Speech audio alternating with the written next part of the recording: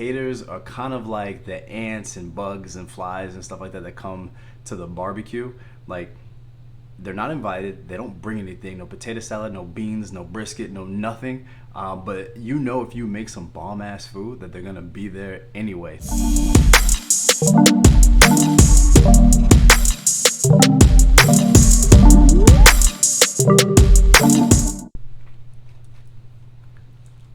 I got my swagger. It's been on, baby. Let's go. Welcome to the Legal Hustle, your no-nonsense guide to hustling legally and how to get yours. They call me JT Hustle. Today, I have an interesting topic. We're going to talk about those haters. And I want to put it in perspective. Haters are kind of like the ants and bugs and flies and stuff like that that come to the barbecue. Like, they're not invited. They don't bring anything. No potato salad, no beans, no brisket, no nothing. But you know, if you make some bomb ass food, that they're gonna be there anyway. So you might as well deal with it, and deal with it in the way that the terms are in your favor. All right, one thing that I really want you to do outside of smashing that like button is to adopt the mindset that you invite hate. Yes, I said it. I know it sounds counterintuitive. Why would I want to do that? There's a very clear reason. If you stick to the end of the video, I'll tell you exactly why. In fact, I have a story. One of my friends called me and he goes, "Hey man, I'm going to get promoted." I said, "Congratulations." He says, "Well, yeah, but there's a problem. There's this guy who's been around for a little while. He left the job, came back, left the job, came back. So he knows a lot of people and he's talking about me negatively, you know?" And I said, "Does he say anything directly to you?"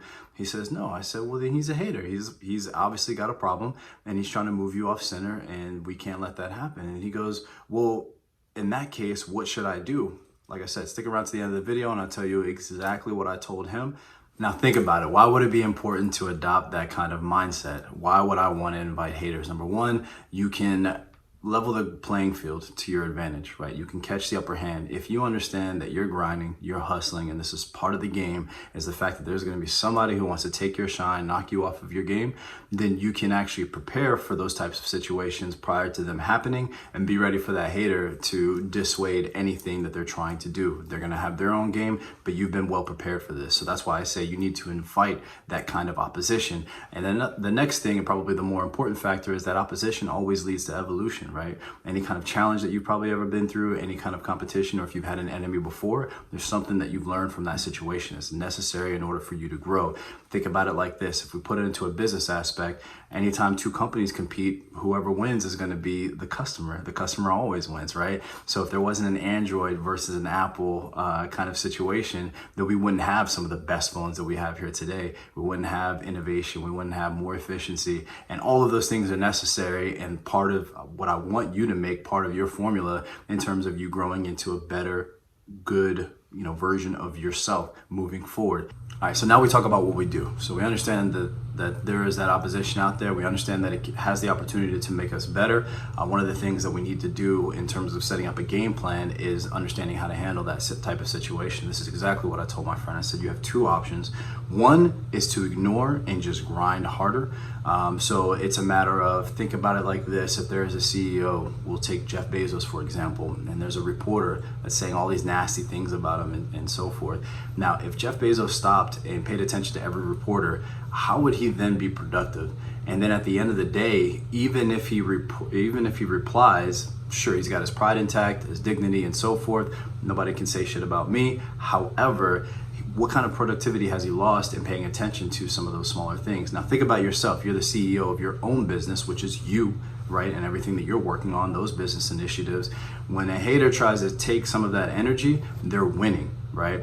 So what you need to do is focus that into working harder, and especially if they're going to be a person or a colleague that's actually within the same position, you always have the opportunity to go forward and outwork them, outshine them at every cost. And what will end up happening is that when they speak about you negatively to other people, the other people will say, well, "What's your problem with him? Why do you have such an issue? Why are you always talking about him?" It'll get old after a little while, especially when you're not paying attention to the small things. Adopt the mindset that a lot of things are just beneath you and not even worth your energy. Number one, return that energy back to yourself. Number two is that you can find common ground, right? So maybe this is like a friend or somebody that's a little bit closer, or someone that you do have to interact with, consistently, where, hey, this is now affecting productivity, whether I wanted to or not. The problem is here now. You can speak to that person directly and just be straight up. "Hey, I understand that we don't see things eye to eye. I have a different way of doing things. What I'm looking for is some sort of common ground. And at the very least, if you're not going to be my friend, I want you to be my enemy. That is an excerpt from a book 50 Cent wrote. I highly suggest it. Hustle Smarter, Hustle Harder. Available on Amazon. Shameless plug, one of my favorite books, but one of the things that he mentions is making people your enemy and inviting that, because then the terms are set in the aspect of, hey, this is what we've agreed to, and I'm going to compete, you're going to compete, I want you to bring your best, I'm going to bring my best all the time. And like I mentioned, that goes back to that evolution. So when you can't avoid the situation, or ignoring it is not an option, face it head on. That'll A, gain the respect, B, you'll keep your dignity intact, and then C, you'll end up challenging yourself in both situations, actually, you'll end up challenging yourself to be a better you. You have to outshine this other person, right? Not only for your own benefit, but for the benefit of the competition, right? So lastly, what you don't want to do, and this is what I tell my friend as well, this is the absolute crutch. If you don't do anything, do not do this.